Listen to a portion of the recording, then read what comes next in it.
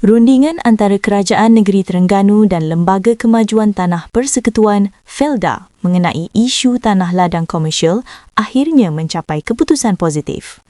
Setiausaha Kerajaan Negeri Terengganu, Datuk Zulkifli Ali, memaklumkan rundingan yang berlangsung lebih sebulan berakhir pada 5 Januari 2026 dengan hasil yang memuaskan.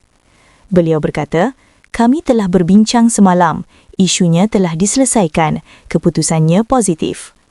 Pengumuman itu dibuat ketika beliau menghadiri majlis menjelang persaraan wajibnya pada 9 Januari 2026. Menurut Zulkifli, kedua-dua pihak akan mengeluarkan kenyataan rasmi mengenai perkara ini dalam masa terdekat. Sebelum ini, Kerajaan Negeri mengeluarkan notis larangan pencerobohan terhadap tanah FELDA di 10 ladang seluas kira-kira 15,000 hektar selepas mendakwa ia dibangunkan tanpa bayaran premium, cukai tanah atau perkongsian keuntungan selama lebih 40 tahun.